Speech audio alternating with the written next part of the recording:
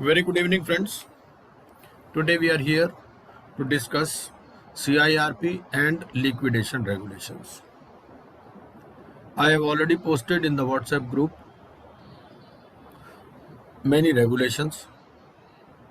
You can make a comparative chart of these regulations either in Excel sheet or in Word or in PPT, because most of the things you will find common.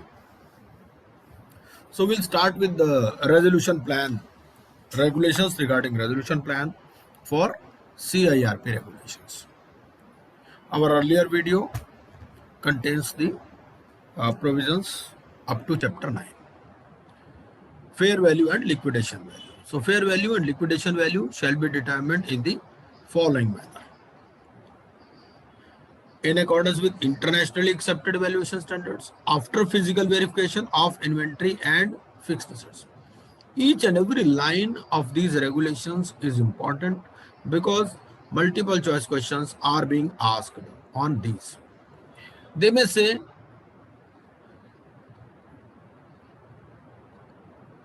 that estimate of fair value and liquidation value in case of CIRP regulations shall be computed in accordance with 4 options they can give.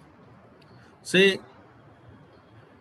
internationally accepted valuation standards as per Companies Act, valuation standards as per Income Tax Act, and all of the above. So they put very close options. So unless you know the exact wording of the regulations, it is difficult to answer. Simply guesswork does not help. If in the opinion of the resolution professional, there are two valuation, then if they are significantly difference, एक में valuation आ रही है 5 करोड़, दूसरे में आ रही है 20 करोड़, ठीक है, तो थर्ड वैल्यूअर भी इसमें अपॉइंट कर देंगे। और आपको क्या करना है कि रेगुलेशन साथ में रख के बैठना है, ठीक है, ताकि कोई भी आपको वहां से चेक करना हो तो आप कर सकते हैं। 35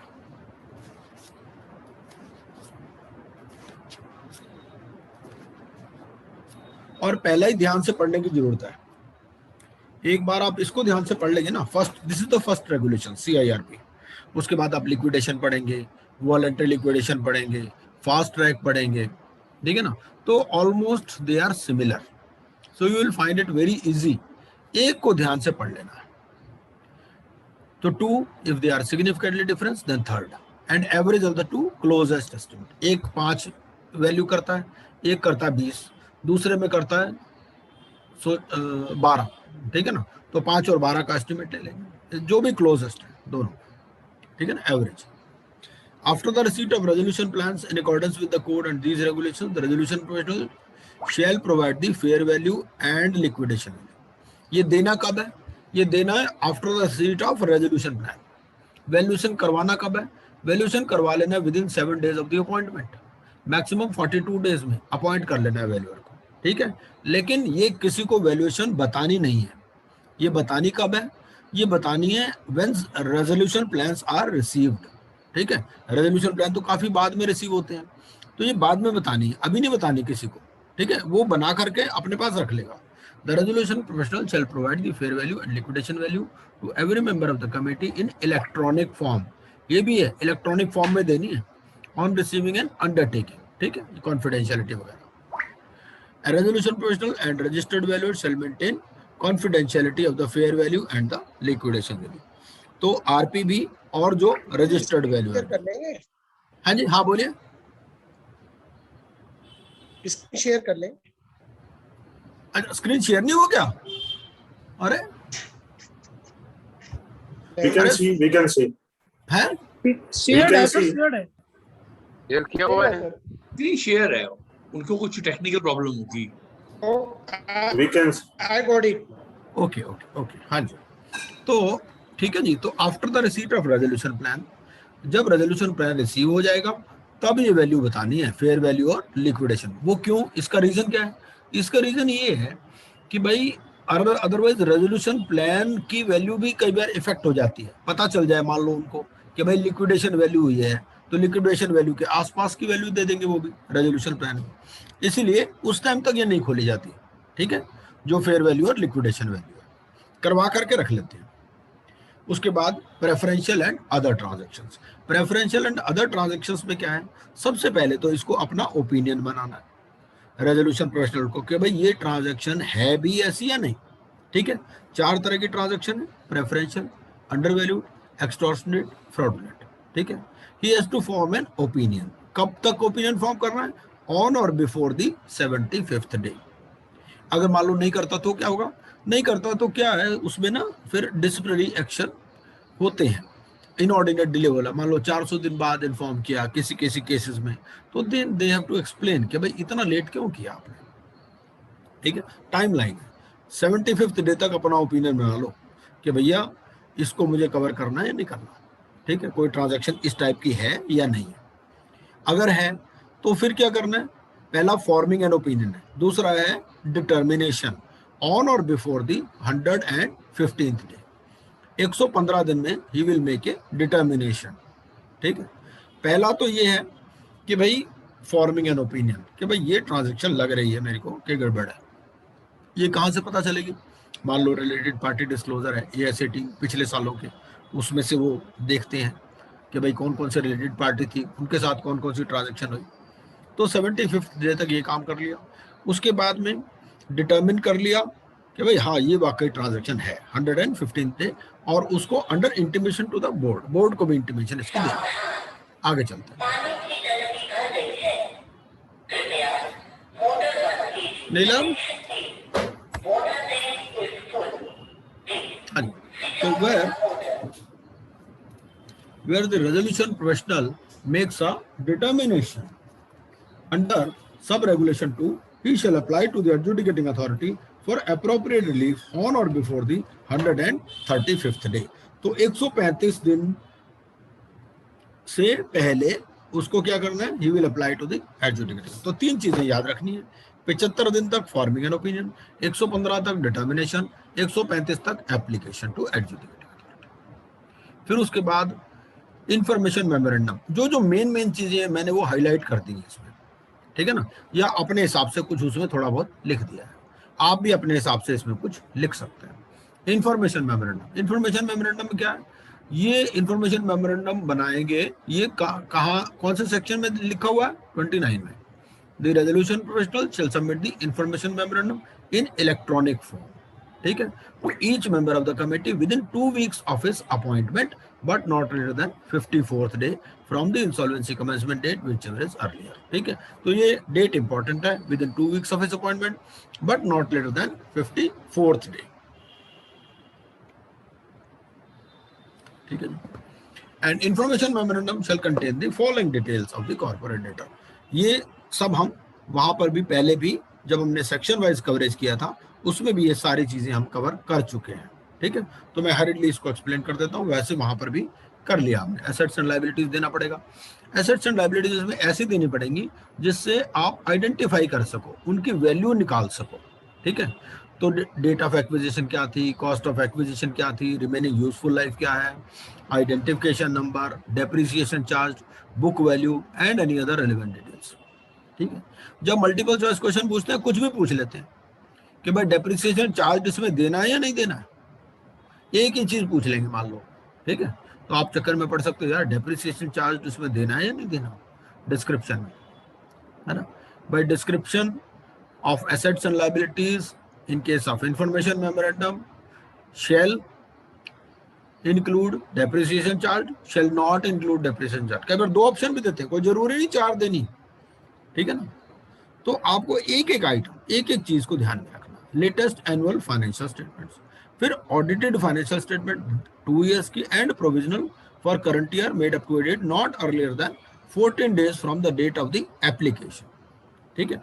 तो 14 दिन से ज्यादा पुरानी नहीं होनी चाहिए, not earlier than 14 days from the date of the application. तो जो भी डेट ऑफ एप्लीकेशन है, मान लो डेट ऑफ एप्लीकेशन आपकी 14 है, तो आपको 31 तक के बनाने हैं। A list of creditors containing the names of creditors, the amount claimed by them, the amount of their claims admitted, दोनों चीजें इसमें, कितना उन्होंने क्लेम किया, कितना हमने एडमिट किया, और सिक्योरिटी इंटरेस्ट अगर कुछ है तो, ठीक है। Particulars of a debt due from the corporate debtor from or to the corporate debtor with respect to related parties, तो रिलेटेड पार्टीज का अलग से आपको देना है। फिर guarantees that have been given in relation to the debts, specifying which of the guarantors is a related party, ये भी बताना है। Names and addresses of the members or partners holding at least 1% stake along with the size of the stake, 1% से ज्यादा वाले सारे देने हैं, 1% इतने का है, 2% इतने, 5% इतना, इस तरह से, ठीक है। And details of all material litigations and ongoing investigations or proceedings initiated by government and statutory authorities. अब इससे ये क्वेश्चन उठता है, क्या प्राइवेट लिटिगेशन को कवर नहीं करेंगे, ठीक है। तो इस पे जरा प्रकाश डालिएगा, क्या कहता है भाई, ये कहता है initiated by government and statutory authorities, इसका मतलब तो अगर किसी ने प्राइवेट केस कर रखा तो वो कवर नहीं होगा। Number of workers and employees and liabilities of the corporate debtor towards them, ठीक है। उसके बाद में other information which the resolution professional deems relevant to the committee. मेरे हिसाब से मुझे ऐसा लगता है कि यहाँ पर जो initiated by government and statutory authorities, ये क्यों लिखा है, इसीलिए लिखा है कि जो गवर्नमेंट ड्यूज हैं, गवर्नमेंट के बार कम्युनिकेशन भी प्रॉपर नहीं होता गवर्नमेंट के साथ में, तो उनकी वो रिकॉर्ड निकलवा लेगा कि भाई गवर्नमेंट ने कितना उनसे मांग रखा है, ठीक है ना। तो रेजोल्यूशन प्रोफेशनल को वो भी बताएगा ना इन्फॉर्मेशन मेमोरेंडम के थ्रू कि भाई गवर्नमेंट ने इतनी डिमांड कर रखी है, मान लो कोई अपील में मैटर चल रहा है, ठीक है ना, किसी ने डिमांड निकाल रखी है, जीएसटी ने, इनकम टैक्स ने, ठीक है। बुक्स में तो प्रोवाइडेड नहीं होगी, वो हो सकता है नीचे लिखा हो नोट्स टू अकाउंट्स में कि भाई कॉन्टिजेंट क्लेम्स नॉट एक्सेप्टेड, है ना। तो उस तरह से तो ये इसमें और मटेरियल अमाउंट होता है, बड़ा बड़ा अमाउंट होते हैं, तो इसीलिए शायद इसने यहाँ दिया है। Number of workers and employees and liabilities of the corporate debtor towards them, other information which the resolution professional deems relevant to the committee, ठीक है। और भी कोई इंफॉर्मेशन मांग सकता है और उसको वो देनी पड़ेगी। अब ये जो इन्फॉर्मेशन मेमोरेंडम है, ये अंडरटेकिंग देंगे भाई, ठीक है, कॉन्फिडेंशियलिटी मेंटेन करेंगे, ठीक है, सिंपल। आगे चलो, invitation for expression of interest. अब जैसे लड़की दिखाते हो, लड़की दिखाने में पहले क्या करते हैं, पहले ब्रीफ पर्टिकुलर देते हो, पहले पूरी कहानी नहीं दे देते, पहले फोटो नहीं दे देते आप, ठीक है ना। तो पहले क्या कर देना, आपको ब्रीफ पर्टिकुलर्स देने हैं for of the invitation for expression of interest. ये फॉर्म जी IBBI की वेबसाइट पर पब्लिश होता है। उसमें क्या होता है भाई, ये है कि यहाँ हम we are inviting expression of interest, तो ब्रीफ पर्टिकुलर्स देंगे पहले तो भाई इंटरेस्टेड हो तो आगे बताओ, not later than 75th day from the insolvency commencement, ठीक है। ब्रीफ के बाद में आगे क्या जाएगा, फिर डिटेल्ड जाएगा, फिर डिटेल्ड आप दूसरे में क्या करते हो भाई, जन्म पत्र भी लो जी, फोटो भी लो जी, ये detailed invitation for expression of interest. ये कह देगा जी ऐसा है, अगर आप इसमें इंटरेस्टेड हो तो डिटेल्ड इन्विटेशन यहाँ से डाउनलोड कर लो, ठीक है, या यहाँ से ले लो, ठीक है। और ये कब होगा, last, it will provide for the last date of submission of expression of interest which shall not be less than 15 days from the date of issue of detailed invitation, ठीक। आगे चलो, फिर उसके बाद में specifying the criteria,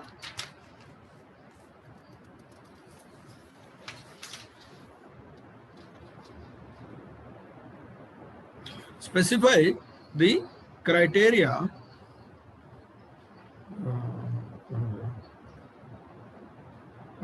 for prospective resolution applicants as approved by the committee in accordance with clause H of subsection 2। देखो section 25 में हमने पढ़ा था कि कुछ क्राइटेरिया बनाएगी COC कि भाई ऐसे हर एरे गैरे से रेजोल्यूशन प्लान मत ले लेना, उसका कुछ क्राइटेरिया फिक्स करो, भाई उसकी टर्नओवर इतनी होनी चाहिए, इतनी उसकी नेटवर्थ होनी चाहिए, इस तरह से। फिर इनएलिजिबिलिटी नॉर्म्स के बारे में बता दो, ठीक है, उसमें लिख देते ना भाई, दागी उम्मीदवार संपर्क ना करें, तो 29A वाले जो एप्लीकेंट है वो वहां पर अप्लाई ना करें। Provide such basic information about the corporate debtor as may be required by a prospective resolution applicant for expression of interest, ठीक है। तो कुछ बेसिक इंफॉर्मेशन दे देगा जिससे वो जो है एक्सप्रेशन ऑफ इंटरेस्ट दे सके। फिर उसमें नॉन रिफंडेबल डिपॉजिट ले सकते हो आप, ठीक है ना, मतलब नॉन रिफंडेबल डिपॉजिट नहीं लोगे, रिफंडेबल डिपॉजिट ले सकते हो। रिफंडेबल डिपॉजिट लेने के पीछे क्या लॉजिक है कि भाई आप सीरियस एप्लीकेंट उसमें आए, अदरवाइज हर कोई कह देगा भाई मुझे भी दे दो, है ना, एक्सप्रेशन ऑफ इंटरेस्ट ना। वो कह देगा भैया ऐसा है 50 लाख की आप बैंक गारंटी दो या 50 लाख की रिफंडेबल डिपॉजिट दो। तो a prospective resolution applicant who meets the criteria who meets the requirements of the invitation for expression of interest may submit expression of interest within the time, ठीक है, shall not be less than 15 days from the date of issue of detailed invitation।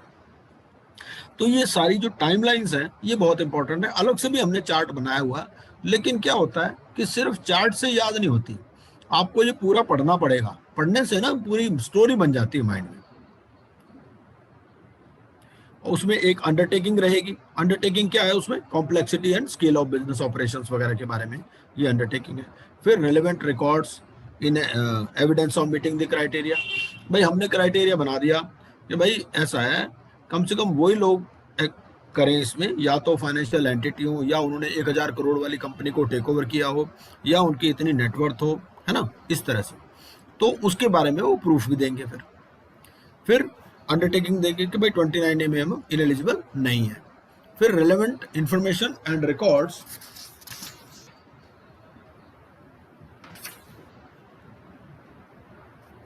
To enable an assessment of ineligibility, ठीक है, तो उसके बारे में भी record देंगे। फिर है N undertaking by the prospective resolution applicant that it shall intimate the resolution professional फोर्थविथ। अगर बाद में भी कोई इनएलिजिबिलिटी अट्रैक्ट होती है तो उसके बारे में भी अंडरटेकिंग देंगे कि भाई अगर ऐसा कुछ होता है तो मैं बताऊंगा, ठीक है। फिर ट्रू एंड करेक्ट डिस्क्लोजर, ये सब चीजें, ये सब सेल्फ एक्सप्लेनेटरी हैं, ये आप इसमें कर सकते हैं। आगे देखते हैं। अब ये 10th पॉइंट इसमें आ जाता है कि resolution professional shall issue A provisional list of, अब उसके पास क्या होगा, रेजोल्यूशन प्लान आ गए तो उसे एक प्रोविजनल लिस्ट इशू कर देगा of eligible prospective resolution applicants within 10 days of the last date for submission of expression of interest. अब किसी को ऑब्जेक्शन भी हो सकता है, भाई कोई कह देगा मेरा नाम इंक्लूड किया, कोई कहेगा मेरा नाम एक्सक्लूड किया, दोनों चीजों में, ठीक है ना। एनी ऑब्जेक्शन टू इंक्लूजन और एक्सक्लूजन।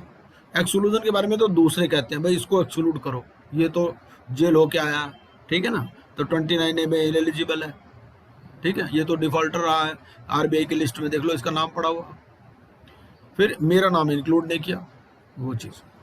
तो कोई भी ऑब्जेक्शन जो है it may be made with supporting documents within 5 days from the date of issue of the provisional list. On considering the objections received the resolution provisional shall issue the final list within 10 days of the last date for receipt of objections, ठीक है। उसके बाद में request for resolution plan. अभी तक क्या था, अभी ये चीजें चल रही हैं, एक्सप्रेशन ऑफ इंटरेस्ट, मतलब अभी तक चेकिंग चल रही है जो रेजोल्यूशन एप्लीकेंट है उसकी। अब उसके बाद में RFPR आता है, request for resolution plan, RFRP sorry. तो रिक्वेस्ट फॉर रेजोल्यूशन प्लान, इसमें क्या होगा, जो रेजोल्यूशन प्रोफेशनल है अब इनको पूरा कहानी बताएंगे ये कि भैया तुम्हारा डॉक्यूमेंट ठीक ठाक लग रहे हैं, ठीक है ना, तो resolution professional shall issue the information memorandum, evaluation matrix and request for resolution plan, इनको भेजेंगे within 5 days of the date of issue of the provisional list under sub resolution 1, ठीक है। जो भी प्रोस्पेक्टिव रेजोल्यूशन एप्लीकेंट है provisional list में, जिसने contest किया था डिसीजन फॉर इंक्लूजन या नॉन इंक्लूजन, उसको भी, ठीक है। और ये जो रिक्वेस्ट फॉर रेजोल्यूशन प्लान है RFRP, इसमें डिटेल में रहेगा each step in the process and the manner and purpose of the interaction between the resolution professional and the prospective resolution applicant along with corresponding timelines। तो ये पूरी detail इसमें रहेगी RFRP में। आगे अब ये जो रिक्वेस्ट फॉर रेजोल्यूशन प्लान है, it shall allow prospective resolution applicants A minimum of 30 days। अब इनको कम से कम 30 दिन का आपको टाइम देना है टू सबमिट द रेजोल्यूशन, ठीक है। और इसमें भी वही है कि कोई भी आप नॉन रिफंडेबल डिपॉजिट नहीं मांग सकते, रिफंडेबल मांग सकते। उसके बाद में आप परफॉर्मेंस सिक्योरिटी मांग सकते हो कि भैया अगर आपने जो भी रेजोल्यूशन प्लान दे रहे हो, ठीक है, अगर वो मान लो अप्रूव हो गया और आप उसको इम्प्लीमेंट नहीं कर पाए, या you are contributing to the failure of the implementation of that plan, ठीक है ना, तो वो परफॉर्मेंस सिक्योरिटी आपकी फॉरफिट हो जाएगी, ठीक है। और परफॉर्मेंस सिक्योरिटी में क्या होगा, परफॉर्मेंस सिक्योरिटी दोनों तरह से हो सकती है, एब्सोल्यूट टर्म्स में भी हो सकती है कि भाई 100 करोड़ की आप बैंक गारंटी दो, या फिर इन रिलेशन टू वन और more variables such as the terms of the resolution plan, ठीक है, amount payable to creditors under the resolution plan et cetera, ठीक है। तो फिक्स्ड अमाउंट भी हो सकता है और वेरिएबल भी हो सकता है, depending upon the terms of the resolution plan, कि भाई ये बैंक गारंटी आपकी 2 साल तक वैलिड रहेगी, या जो अमाउंट पेएबल टू क्रेडिटर्स है उतने की रहेगी, क्योंकि amount payable to creditors vary कर सकता है, चेंज हो सकता है, ठीक है ना भाई, अभी इतने हैं बाद में और आ जाए ये चीज। Any modification in the request for resolution plan or the evaluation matrix shall be deemed to be a fresh issue and shall be subject to timeline। इसका क्या मतलब है? इसका मतलब ये है कि अगर मान लो आपने कोई मॉडिफिकेशन कर दिया आरएफआरपी में या इवैल्यूएशन मैट्रिक्स में, तो 30 दिन के अंदर उसको प्लान देना था, तो ये चेंज से 30 दिन अप्लाई होंगे, ठीक है। रेजोल्यूशन प्रोफेशनल में with the approval of the committee extend the timeline for submission of resolution plan. आगे देखते हैं। द रेजोल्यूशन प्रोफेशनल में with the approval of the committee reissue request for resolution plan if the resolution plan are not satisfactory। भाई जितने भी लड़कों के biodata आए सारे बेकार थे, कोई जेल जा चुका था, कोई विलफुल डिफॉल्टर था, कोई अनडिस्चार्ज इंसॉल्वेंट था, किसी का एनपीए अकाउंट था, ठीक है ना। तो ये सारे अब वो क्या करते हैं कि नए मंगाएंगे दोबारा, ठीक है, subject to the condition that the request is made to all prospective resolution applicants in the final list। तो सबको कहेंगे भैया दोबारा भेजो प्लान, ठीक है, provided that provisions of Circular Regulation 3 shall not apply for submission of resolution plan under this sub regulation। आगे चलते हैं। प्रोविजन सब रेगुलेशन 3 क्या था? उसमें ये था कि 30 दिन था, तो ये 30 दिन वाला ये यहाँ पर अप्लाई नहीं हो रहा, ठीक है। अगर री इशू रिक्वेस्ट है फॉर रेजोल्यूशन प्लान, अगला देखते हैं रेजोल्यूशन प्लान। रेजोल्यूशन प्लान में क्या होगा भाई, आप कुछ भी कर सकते हो, आप पार्ट को ट्रांसफर करो, सेल करो, रीस्ट्रक्चरिंग करो, सब्सटेंशियल एक्विजिशन, मर्जर, कंसोलिडेशन, भाई वो कुछ भी करेगा ना। जो रेजोल्यूशन एप्लीकेंट है हो सकता है वो 2 कंपनी को मिला रहा हो, उसकी एक कंपनी पहले हो, ये वाली कंपनी और मिला रहा हो, या वो डीलिस्टिंग ऑफ शेयर्स हो, कैंसिलिंग हो, कोई उसके पास वो सिक्योरिटी इंटरेस्ट को सेटिस्फाई कर सकता है या मॉडिफाई कर सकता है, ठीक है। Reduction in the amount payable to the creditors, ये कॉन्सेप्ट ऑफ हेयर कट है, ठीक है। फिर extension of a maturity date, भाई अभी आपने जो लोन ले रखे हैं उनका पीरियड 3 साल है, भैया मैं तो 5 साल करूंगा इसको, ठीक है ना। तो ये सारी चीज। Amendment of the constitutional document, LLP को कंपनी बनाऊंगा, कंपनी को एलएलपी बनाऊंगा। Issuance of securities of the corporate debtor for cash, property, securities और एक्सचेंज, ठीक है। भाई मैं तो शेयर्स इशू करूंगा, ठीक है। ये change in portfolio of goods और सर्विसेज, जो कंपनी अभी बिजनेस कर रही है मैं उसको चेंज करूंगा, टेक्नोलॉजी चेंज करूंगा, obtaining necessary approval from the central. तो ये सारी चीजें इसमें आ सकती हैं, ठीक है। तो ये resolution plan shall provide for measures, ठीक है। तो भाई इस तरह से हम करेंगे, मतलब ये एग्जांपल दे रखे, not limited to the following. उसके बाद में आता है mandatory contents of the resolution plan. क्या क्या देना है इसमें? सबसे पहला, amount payable to the operational creditor shall be paid in priority over financial creditor, क्योंकि इन बेचारों को वोटिंग राइट तो कोई मिला नहीं ऑपरेशनल क्रेडिटर को, तो इनको पहले दे दो। इनको पहले दे दो का ये मतलब नहीं है मिलेगा 53 के हिसाब से ही, ठीक है, 53 हम पढ़ चुके हैं, लेकिन इनका चेक पहले बना के रख दें, भैया इनको मिलेगा जरूर, ठीक है। तुम्हारे 1 लड्डू प्रॉमिस किया था, 1 लड्डू मिलेगा जरूर तुम्हारे। दूसरे बात, ये फूफा लोग हैं, ये कौन है? Financial creditor who have a right to vote and did not vote in favor of the resolution plan। भाई 66% से पास हुआ, मान लो 90 से पास हुआ, तो 10% तो फूफा रहेगा ना जो नाट गए थे उसमें। हाँ भाई हम नहीं मानते, जो तुम कहोगे हम उससे उल्टे चलेंगे। तो shall be paid in priority over financial creditor who voted in favor of the plan, ये फूफा टाइप के लोग। तीसरा, a resolution plan shall include a statement as to how it has dealt with the interest of the all stakeholders including financial creditors and operational creditor, ठीक है। भाई कद्दू कैसे कटेगा और कैसे बटेगा, ये सारी चीज बताएगा ये। A resolution plan shall include a statement giving details if the resolution applicant or any of its related parties has failed to implement or contribute। भैया कोई ऐसा तो नहीं है कि इसने पहले भी कहीं रेजोल्यूशन एप्लीकेंट रहा हो और उसी को इम्प्लीमेंट ना कर पाया हो, ठीक है, तो वो भी बताएगा ये। वो रेजोल्यूशन एप्लीकेंट या उसकी कोई रिलेटेड पार्टी, ठीक है, whether they failed to implement और कंट्रीब्यूटेड, तो वो भी चीज इसमें बताइए। मैंडेटरी कंटेंट्स है रेजोल्यूशन प्लान के। आगे चलते हैं, और उसमें क्या होगा? टर्म्स ऑफ प्लान देगा, इम्प्लीमेंटेशन शेड्यूल देगा, management and control of the business of the corporate debtor. भाई जब तक बिजनेस चलेगा उसका, मान लो 2 साल तक, तो कैसे मैनेजमेंट एंड कंट्रोल करेगा उसको, फिर adequate means for supervising it's implementation. A resolution plan shall demonstrate that it addresses the cause of default। भाई जिस वजह से डिफॉल्ट हुआ था उसको ये कैसे एड्रेस करेगा, फिर ये बताएगा भाई मैं फिजिबल ही है, मैं हवा में बातें नहीं कर रहा, फिजिबल भी है और वायबल भी है। It has provisions for its effective implementation. It has provisions for approvals required and the timelines for the same। ठीक है, मान लो मैं दो कंपनियों को मर्ज करूंगा तो मुझे कंपटीशन कमीशन की अप्रूवल चाहिए कि भाई monopoly it will not result to monopoly, उसके लिए 1 साल का टाइम पीरियड है। ठीक है, तो मैं ऐसा प्लान ना दे दूं कि मैं 1 साल से पहले इंप्लीमेंट कर दूंगा। ठीक है, resolution applicant has the capability to implement the resolution plan. ठीक है, कैपेबिलिटी का मतलब क्या कि फाइनेंशियल, टेक्निकल, जो भी कैपेबिलिटी। उसके बाद में approval of resolution plan. A prospective resolution applicant in the final list may submit resolution plan or plans prepared in accordance with this। ठीक है, तो यहाँ पर जो भी prospective resolution plan applicant है जो final list में है, वो अपने resolution plan देंगे और affidavit देगा भाई 29 में मैं ineligible नहीं हूँ। फिर undertaking रहेगी, इसमें undertaking क्या रहेगी,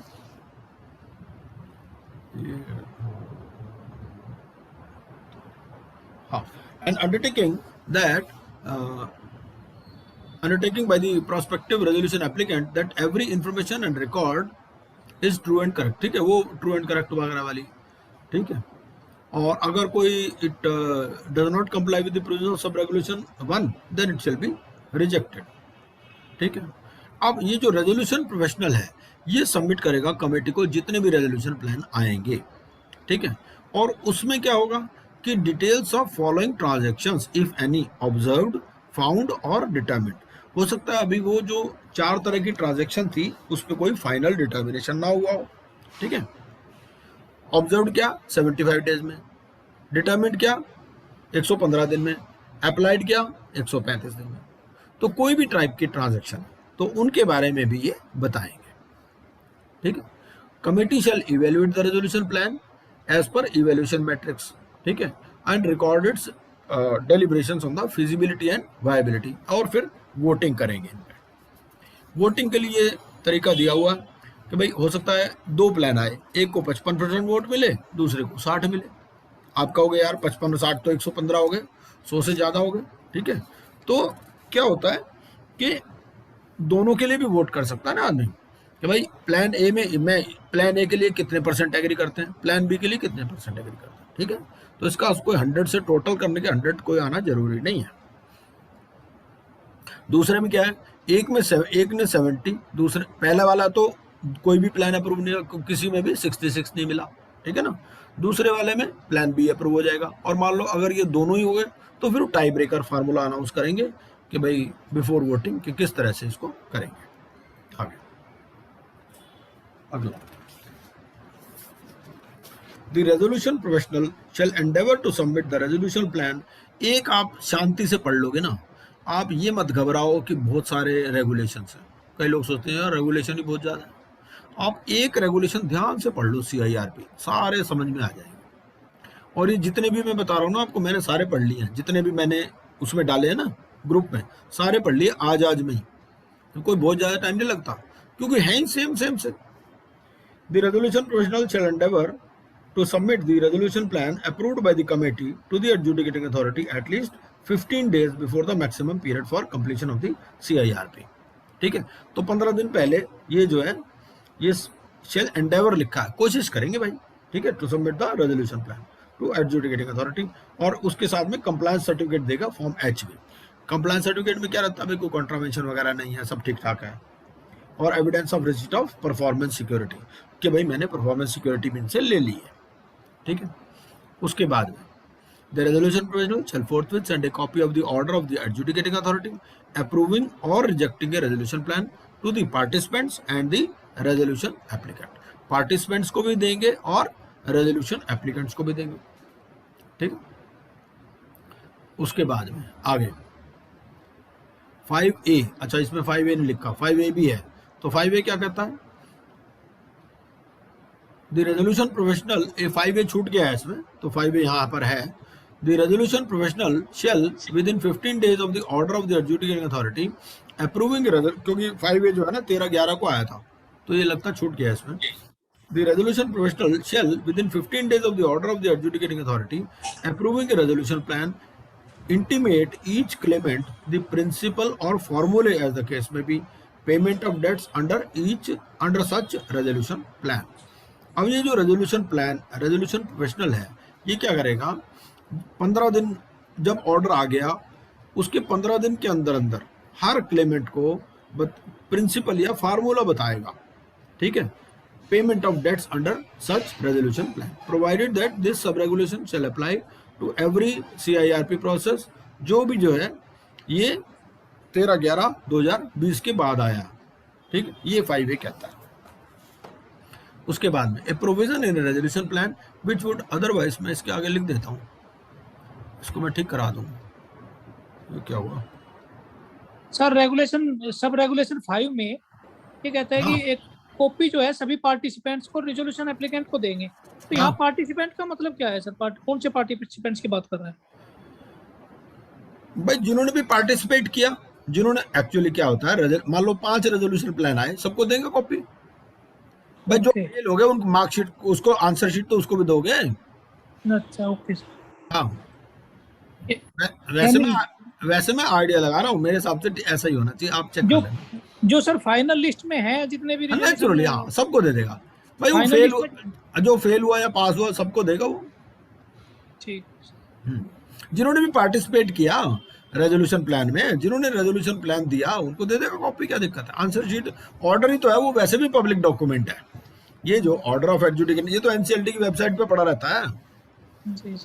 A provision in a resolution plan which would otherwise require the consent of the members or partners of the corporate debtor as the case may be, वैसे मैंने भी पढ़ा था ये पार्टिसिपेंट, पर मैं इसको वर्ड कर गया, पर जब आपने पूछा ना तब मेरे दिमाग में आया, मैं कहा यार ये वही है और कुछ नहीं है इसमें।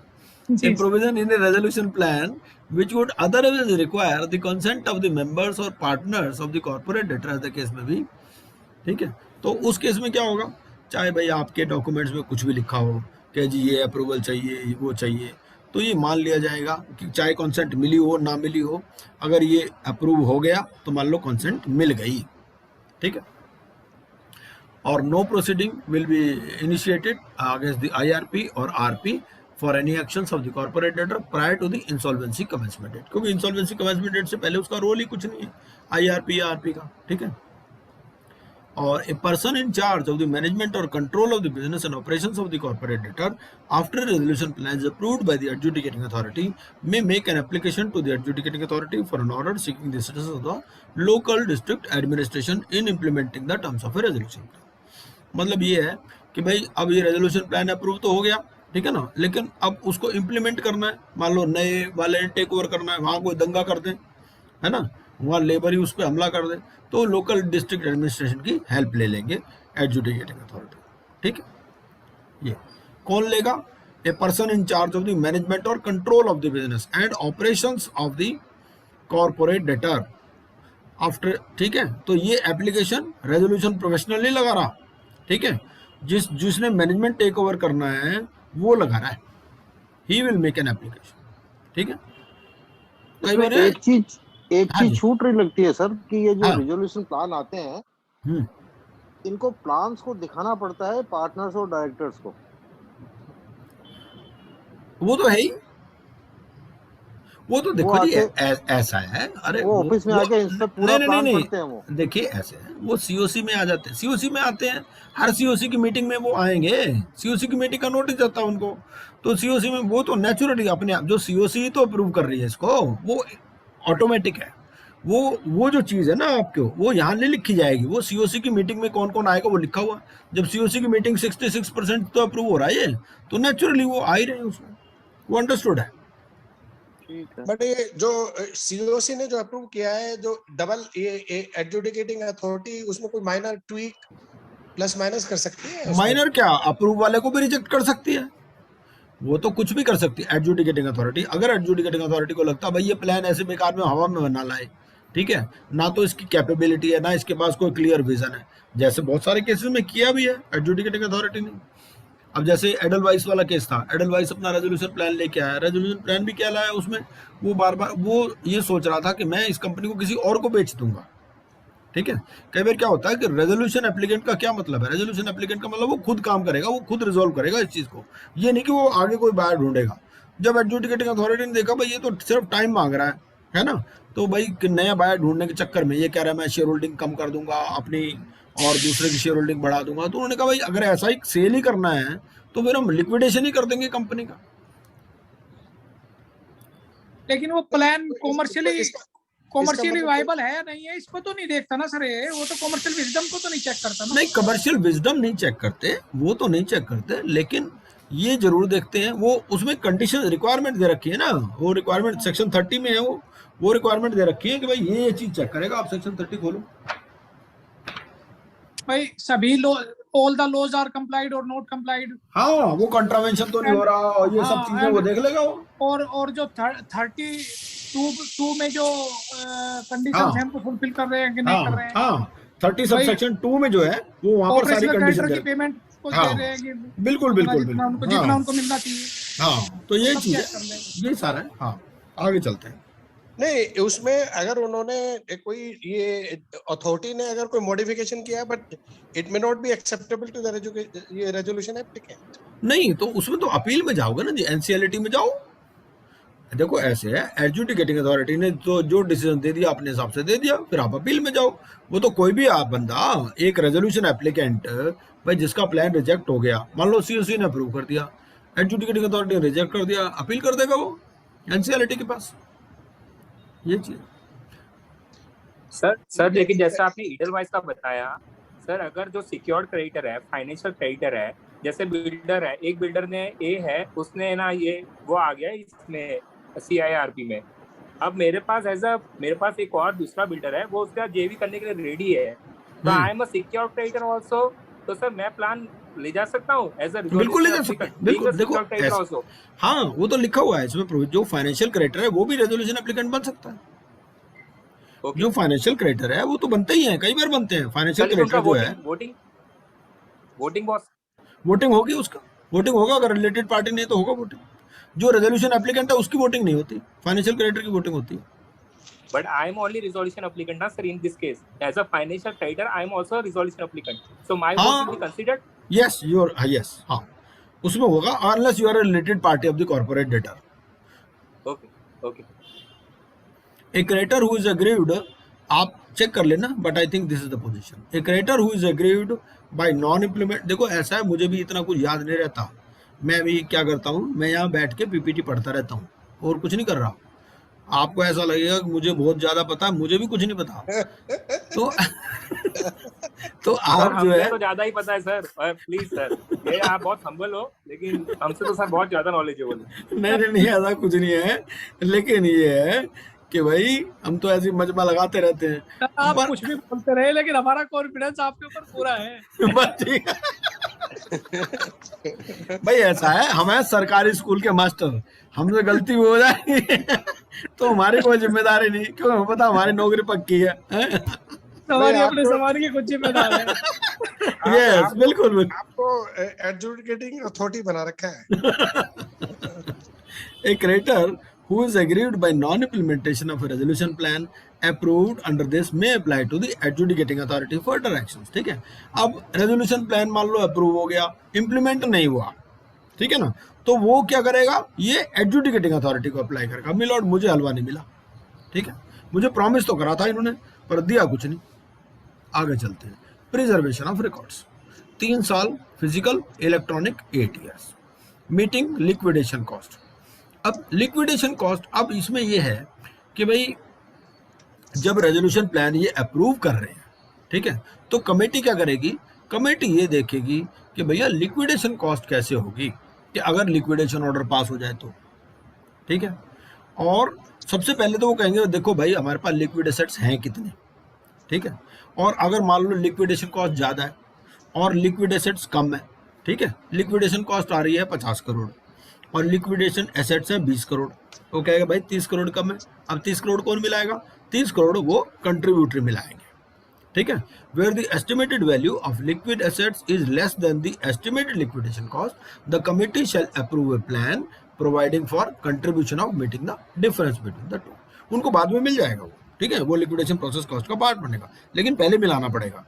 The resolution professional shall submit the plan approved under sub-regulation 1 to the adjudicating authority while filing the approval or decision of the committee under section 30 or 33 as the case may be। तो जो भी approve हुआ है वो resolution plan adjudicating authority को submit कर दिया जाएगा बाय रेजोल्यूशन प्रोफेशनल। ठीक है, आगे देखते हैं। उसके बाद में कहता है explanation for the purpose of this regulation liquidation costs shall have the same meaning as assigned to it in clause EA of sub-regulation 1 of regulation 2 of the Insolvency and Bankruptcy Board of India। अब आगे assessment of sale as a going concern। अब इसमें क्या होता है कि जब resolution plan liquidation की भी बातें ये सीओसी ही कर लेगी, अभी पहुंचे नहीं है एडजुडिकेटिंग अथॉरिटी के पास, लेकिन ये भी एक्सप्लोर कर लेते हैं यहीं पर ही कि भैया लिक्विडेशन होगा तो क्या होगा। तो जब ये रेजोल्यूशन प्लान अप्रूव कर रहे हैं या डिसीजन कर रहे हैं to liquidate, committee may recommend that the liquidator may first explore sale of the corporate debtor as a going concern. उन्होंने कहा भाई अगर मान लो इसका लिक्विडेशन होता है तो पहले आप एक्सप्लोर करना sale of the corporate debtor as a going concern. ठीक है, और उस केस में क्या होगा, उसमें आप इन एसेट्स को मान लो 3 डिवीजन है, ठीक है, एक कैटलिस्ट डिवीजन है, एक उसका R&D डिवीजन है, एक इंजीनियरिंग डिवीजन है। वो कह देगा भाई देखो ऐसा है, कैटलिस्ट डिवीजन तो जो है प्रॉफिटेबल है, आप इसको अलग से सेल कर देना, ठीक है ना। तो वो आइडेंटिफाई करेंगे and group the assets and liabilities which according to its commercial considerations or to be sold as a going concern. भाई R&D डिवीजन है, R&D डिवीजन को तो कोई लेगा नहीं, ठीक है ना, R&D डिवीजन को जो है लिक्विडेट कर देना। जो कैटलिस्ट प्लांट है वो तो कोई भी लेने में इंटरेस्टेड होगा तो वो किसी को बेच देना आप। इस तरह से ये डिसीजन ये यहीं पर ही हो रही है, सीओसी ही डिसीजन ले रही है। आगे resolution professional shall submit the recommendations of the committee under sub regulation 1 and to the adjudicating authority while filing the approval or decision of the committee under section 30 or 33 as the case may be. ठीक है, अब 30 क्या कहता है और 33 क्या कहता है।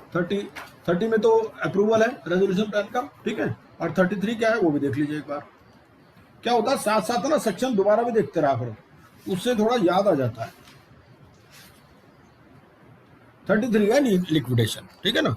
तो भाई रेजोल्यूशन है या लिक्विडेशन है तो उस केस में ये रिकमेंडेशन ऑफ द कमेटी ये भी उनके साथ फाइल कर देंगे। उसके बाद में अब उससे फीस भी पूछ लेंगे, भाई फीस भी बता दें, fees of the liquidator. While approving a resolution plan under section 30 or deciding to liquidate, the committee may in consultation with the RP fix the fees payable to the liquidator। कि अगर मान लो liquidation order pass हो गया, ठीक है, तो fees बता दो अपनी क्या फीस होगी। ठीक है, अब इसमें क्या होगा, the period if any used for compromise और अरेंजमेंट। क्या होता है कि पहले लिक्विडेशन के केस में जो फर्स्ट 90 डेज है उसको कॉम्प्रोमाइज या अरेंजमेंट के लिए दिया जाता है। कॉम्प्रोमाइज या अरेंजमेंट क्या है, वो सेक्शन 230 में है कंपनीज एक्ट में कि भाई जो भी शेयर होल्डर्स हैं, जो भी स्टेक होल्डर्स हैं या जो सिक्योर्ड क्रेडिटर हैं 75% एग्री करके वो कॉम्प्रोमाइज या अरेंजमेंट की स्कीम ला सकते हैं, NCLT से अप्रूव करा सकते हैं। ठीक है, तो सबसे पहले तो वो ऑप्शन एक्सप्लोर कर ली जाएगी। उस ऑप्शन के लिए 90 डेज अलग से हैं, लिक्विडेशन के लिए जो 1 साल का पीरियड है वो अलग से है। ठीक है, पहले 2 साल का था, अब 1 साल का है। And period if any used for sale under clauses E and F of the regulation 32 of the Insolvency and Bankruptcy Board liquidation process regulations and balance period of liquidation। तो पहले क्या है उसमें E and F में क्या है, going concern. ठीक है, तो सबसे पहले 3 तरह से लिक्विडेशन में कोशिश करना भैया। सबसे पहले तो कॉम्प्रोमाइज अरेंजमेंट की कोशिश करना, उसके बाद में sale as a going concern की कोशिश करना, और नहीं तो फिर तोड़ मरोड़ के बेच देना। ठीक है, वो पार्सल बेचो, पार्ट्स में बेचो, वो सारा। ठीक है, तो ये चीज़ें भी बता देगी सीओसी उसको। फिर extension of the CIRP period. अब ये कहेंगे कि भैया एक्सटेंड करना है पीरियड, तो उसके लिए भी कमेटी कहेगी आरपी को कि भैया आप एक एप्लीकेशन बनाओ इसके लिए। और ये क्या करेगा, रेजोल्यूशन प्रोफेशनल ये जब जिसको इंस्ट्रक्शन मिल जाएगी तो अप्लाई कर देगा। फिर उसके बाद में मॉडल टाइमलाइंस है 180 डेज की। ठीक है, ये हम पहले भी डिस्कस कर चुके हैं, इसको आप ध्यान से पढ़ लेना। सर एक क्वेश्चन था। पूछिए। सर ये 39B में जो फीस है जनरली क्या इसका रहता है ट्रेंड? हाँ देखिए ऐसा है, इसमें क्या रहता है इसमें ना जैसे मैंने बताया 3 चीजें होती है लिक्विडेशन में। भाई सबसे पहले तो कॉम्प्रोमाइज अरेंजमेंट करना। जो कॉम्प्रोमाइज अरेंजमेंट की फीस है वो लिक्विडेशन प्रोसेस का पार्ट नहीं बनती। अब जो 230 वाली स्कीम है वो सक्सेसफुल होगी या नहीं सक्सेसफुल होगी, ठीक है। अगर सक्सेसफुल हो गई तो कंपनी कॉस्ट बियर करती है उसकी, और अगर अनसक्सेसफुल हो गई तो जिन्होंने एप्लीकेशन लगाई है 230 वाली वो कॉस्ट बियर करते हैं, ठीक है। पहला पार्ट ये है। दूसरे में क्या है, और 230 में वो कहता है भाई तुम्हारी फीस कितनी होगी, ये तो वही मतलब उसी में वो करेंगे, ठीक है। और एज ए गोइंग कंसर्न में वो क्या कहते हैं, भैया देखो ऐसा है, जो फीस आप एज आरपी ले रहे थे वो ले लेना, ठीक है। और तीसरा, अगर आपने मान लो उसको तोड़ मरोड़ के बेचना है, वो फिर उसमें चार्ट दे रखा है लिक्विडेशन का, वो लिक्विडेशन प्रोसेस रेगुलेशन में हम देखेंगे। इस तरह से फीस डिसाइड होती है। और ये जो फीस सीओसी बता देती है, ये पहले से ही पूछ लेती है उससे, भैया लिक्विडेशन में बता दो लिक्विडेशन का क्या लोगे तुम, ठीक है।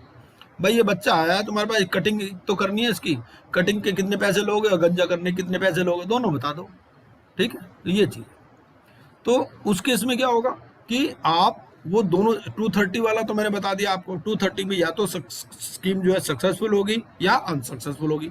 वैसे ये चीजें लिक्विडेशन में आएंगी आगे, ठीक है। अगर सक्सेसफुल हो गई तो कंपनी कॉस्ट बियर करेगी, अगर अनसक्सेसफुल हो गई तो जो एप्लीकेंट वो बियर करेगा। अगर आपको एज ए गोइंग कंसर्न चलाना है तो गोइंग कंसर्न में जो एज आरपी आप फीस ले रहे थे वही एज लिक्विडेटर ले लेना, और तीसरे केस में आप अपनी फीस वो जो है वो चार्ट के हिसाब से।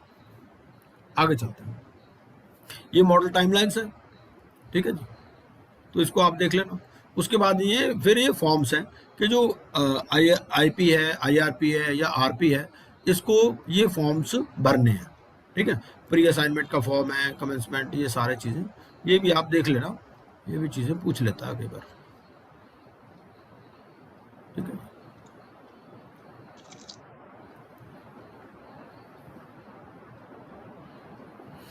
ये फिर फीस दे रखी है कि कब कब आपने करना है, ये 30 अक्टूबर तक भरना है आपको।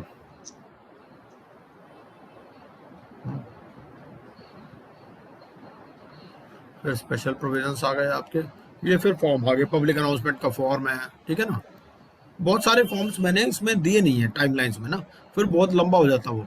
ये फिर रिटर्न कॉन्सेंट है, ठीक है। तो ये सब आप फॉर्म से एक बार देख लेना। वैसे तो फॉर्म पे भी क्वेश्चन पूछ लेता है कई बार। फॉर्म AA है ये, return consent to act as resolution question.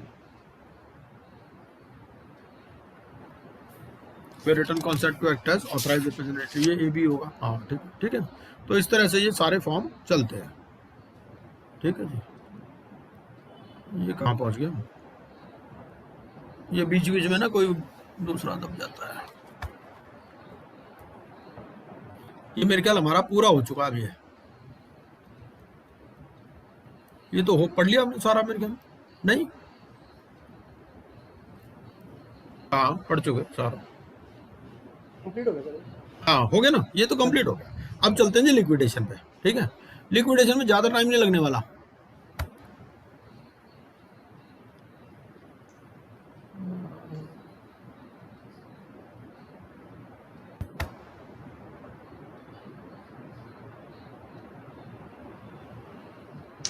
Liquidation regulations, क्योंकि देखो आधे से ज्यादा तो वही है। अब जब आप ये मैं तो कहता हूं, बल्कि मैंने एग्जाम देना होता है, मैं क्या करता, चार्ट बनाता, कंपैरेटिव टेबल टाइप बना लेता, इधर लिख देता CIRP, फिर लिक्विडेशन, फिर फास्ट ट्रैक, फिर वॉलंटरी लिक्विडेशन, चारों लिख दो आप। चारों लिख के आपको लगेगा 60 to 70% तो सेम ही है। कईयों में सिर्फ डेट का फर्क होता है, डेज का फर्क होता है, ज्यादा फर्क नहीं है, ठीक है। अब चलिए लिक्विडेशन, तो ये काम सोनी जी करेंगे, मुझे उम्मीद है, सोनी जी पे बहुत मुझे भरोसा है। ये मेरी PPT नजर आ रही है ना जी, लिक्विडेशन वाली? जी जी जी।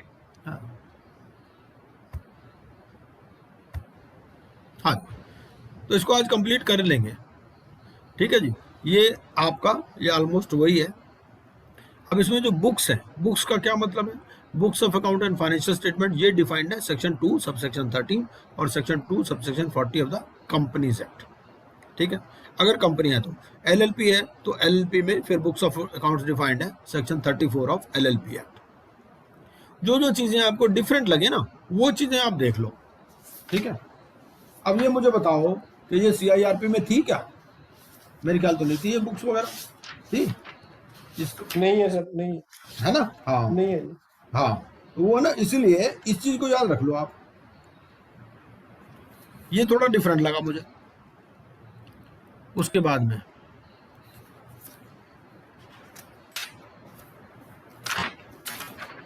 मुझे भी थोड़ा थोड़ा याद होने लगा आप लोगों के साथ।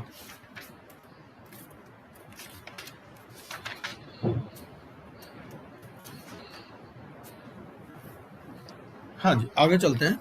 इसमें फिर कहता है कि books of accounts as specified under the applicable law. भाई कोई कंपनी हो सकती है, कोई LLP हो सकती है, कोई अदर देन उससे भी हो सकती है, ठीक है ना। मान लो कोई इलेक्ट्रिसिटी कंपनी है, कोई दूसरी कंपनी है, वो भी तो इसमें आ जाएंगी। उनके लिए फिर जो रेलेवेंट है वो उस लॉ में जो है, जैसे मान लो बैंकिंग रेगुलेशन एक्ट में कोई कंपनी, वो सारी चीज। आगे चलते हैं। कोड, फिर कंसल्टेशन कमेटी, ये हमने पढ़ ही लिया था, है ना, जब हमने लिक्विडेशन पढ़ा था। वहां पर क्या है, वहां पर COC है, यहाँ पर स्टेक होल्डर्स कंसल्टेशन कमेटी है, उसी को कंसल्टेशन कमेटी भी कहते हैं। फिर कंट्रीब्यूटरी कौन है? कंट्रीब्यूटरी वो है जो मेंबर ऑफ कंपनी हो, पार्टनर हो, and any other person liable to contribute towards the assets of the corporate debtor in the event of its liquidation. फिर एक कॉर्पोरेट लिक्विडेशन अकाउंट आता है। ये लिक्विडेशन अकाउंट क्या है? कॉर्पोरेट लिक्विडेशन अकाउंट है। Corporate liquidation account operated and maintained by the board. मतलब इसमें वो पैसा जाता है जो किसी का अनक्लेम्ड है, ठीक है। मान लो भाई लिक्विडेशन पे पहुंच गई कंपनी, अब वो बंदा है ही नहीं, तो वो अनक्लेम्ड जैसे डिविडेंड होता ना, तो इसी तरह से ये कॉर्पोरेट लिक्विडेशन अकाउंट है, ये बोर्ड मेंटेन करता है, उसमें चला जाता है पैसा, और फिर वहां से कंसोलिडेटेड फंड ऑफ इंडिया में चला जाता है। अब ये जो इलेक्ट्रॉनिक मीन्स है, ये सब चीजें ये वही की वही है, सेम। अगर आप वहां देखोगे ना CIRP में, वहां पर भी सेम ही चीज है। तो आपको क्या देखना है, जो सेम चीज है उसको एक बार पढ़ लो आप, और जो डिफरेंट है उसको ध्यान से देख लो। इंटरिम फाइनेंस, ये वही है, इंटरेस्ट ऑन इंटरिम फाइनेंस, 12 महीने का पीरियड या till repayment of interim finance. मान लो 6 महीने में आपने इंटरिम फाइनेंस पेमेंट कर दिया तो तब तक का इंटरेस्ट, और अदरवाइज आपको 12 महीने तक का मैक्सिमम। जो 12 महीने से बाद वाला है वो फिर अलग से जाएगा, ठीक है। ये लिक्विडेशन कॉस्ट का पार्ट बनेगा। वो जो बाकी वाला होगा वो लिक्विडेशन कॉस्ट का पार्ट नहीं बनेगा, ठीक है। आगे वो फिर सिक्योर्ड या अनसिक्योर्ड जैसा होगा उस हिसाब से बनेगा। Amount repayable to contributories under sub regulation 3, ये कौन सा है? ये अमाउंट वो है जो सबने मिलाया था आपस में, जो आपका लिक्विडेशन कॉस्ट ज्यादा थी और लिक्विड एसेट्स थे वो कम थे, वो मिलाया था ना कंट्रीब्यूटर ने, वो यहाँ पर वो उनको जो अमाउंट रीपेएबल है वो भी इसका लिक्विडेशन प्रोसेस कॉस्ट का पार्ट बन जाएगा, ठीक है। ये हम पढ़ रहे हैं लिक्विडेशन कॉस्ट। अच्छा, और उसके बाद में ये जो cost if any incurred by the liquidator in relation to compromise और अरेंजमेंट, ठीक है, ये it will not form part of liquidation cost. आप एक सवाल पूछ रहे थे ना कि भाई इसका क्या होगा, तो ये इसका कॉस्ट का पार्ट नहीं बनेगा। इसमें दो बातें होती है, 230 वाली स्कीम सक्सेसफुल होगी या नहीं होगी। अगर सक्सेसफुल होगी तो कंपनी बेयर कर लेगी, सक्सेसफुल नहीं होगी तो एप्लीकेंट बेयर कर लेगा, ठीक है। फिर एक प्रिलिमिनरी रिपोर्ट है, प्रोग्रेस रिपोर्ट है, रजिस्टर्ड वैल्यूअर, ये सब चीजें सिमिलर सी हैं, इसमें कोई खास बात है नहीं।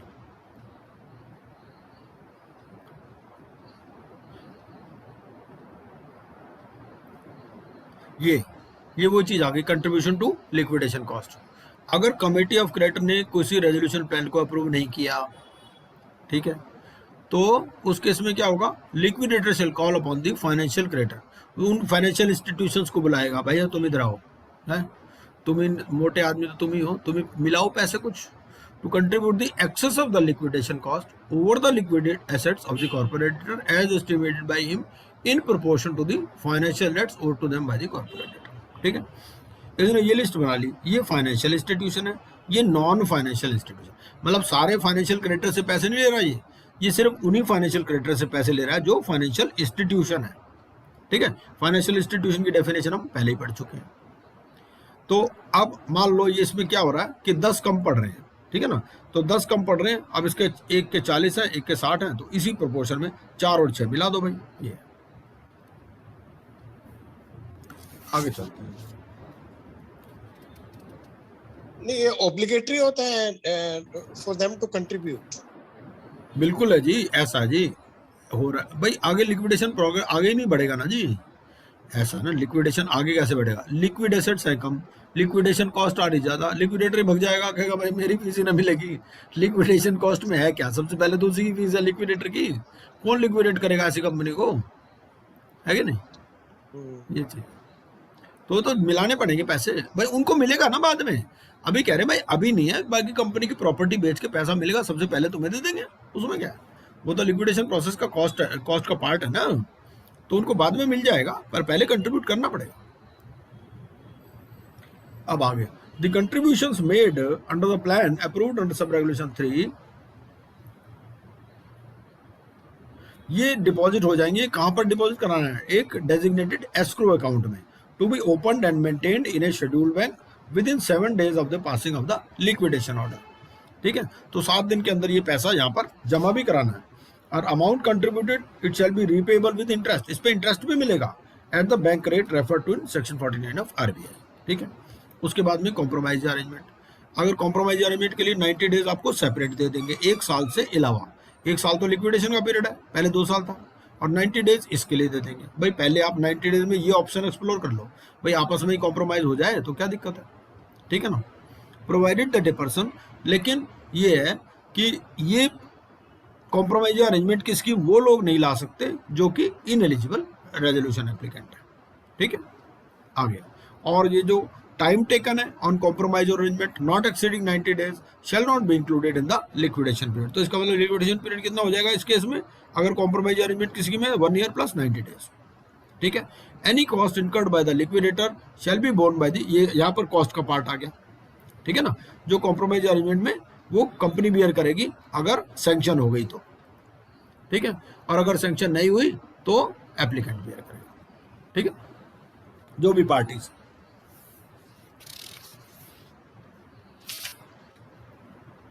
By the parties who proposed. आगे चलते हैं, appointment and remuneration of liquidator.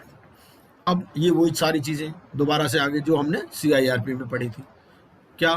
Independent director, eligibility to be appointed as independent director, related party नहीं होना चाहिए, एम्प्लॉय नहीं होना चाहिए। अब ये जो 10% और 5% वाली बात है ना, ये देखो अलग अलग है। वहां पर कितना था? 5% था CIRP में, यहाँ पर कितना है? 10%, बाकी सारी जगह 10% है। तो ये भी चीजें आपको याद रख लेनी, कहाँ 5 है कहाँ 10 है, इन पे क्वेश्चन पूछ लेता वो। अभी आप CIRP वाला एक बार खोलो, CIRP वाले में मेरे हिसाब से 5% हो चुका है, वो पहले 10 था उसमें भी। देखना सोनी जी, 5 हो गया सर, वहां पे 5 हो गया। हाँ हो गया ना। हाँ, यहाँ पर 10 है, बाकी सारी उन्होंने CIRP में तो चेंज कर दिया, बाकी सब जगह 10% ही रह गया। हाँ हाँ हाँ हाँ, आगे चलते हैं। A liquidator shall disclose the existence of any pecuniary or personal relationship। ठीक है, ये तो सारी सिंपल चीजें, ये वहां पर भी सेम चीजें। अब liquidator fees payable to the liquidator shall be in accordance with the decision taken by the committee of creditor. अब आप कहोगे यहाँ कमेटी ऑफ क्रेडिटर क्यों लिख दिया? ये वही है जो पहले डिसाइड, जो उससे पूछ लिया था, COC ने जब पूछ लिया था ना कि भाई लिक्विडेशन का भाव भी बता दो, ये लिक्विडेशन का भाव है। तो fees payable to the liquidator shall be in accordance with the decision taken by the COC। ठीक है, और in cases other than those covered liquidator shall be entitled to fees. तो उसमें कितना मिलेगा? ये अगर कॉम्प्रोमाइज स्कीम है तो कॉम्प्रोमाइज में वो मिलेगा जो ISRP मिल रहा था।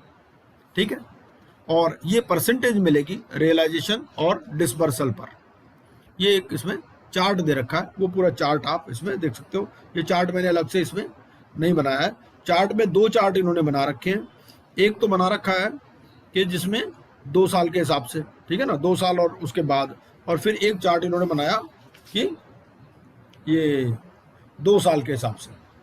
ठीक है, वो चार्ट आप किताब से देख लेना, ये चार्ट इसमें नहीं बना हुआ। नहीं तो पहले मैंने लिक्विडेशन वाला शेयर किया ना, उसमें चार्ट भी बना होगा मेरे हिसाब से। फिर क्लैरिफिकेशन इसमें क्या है?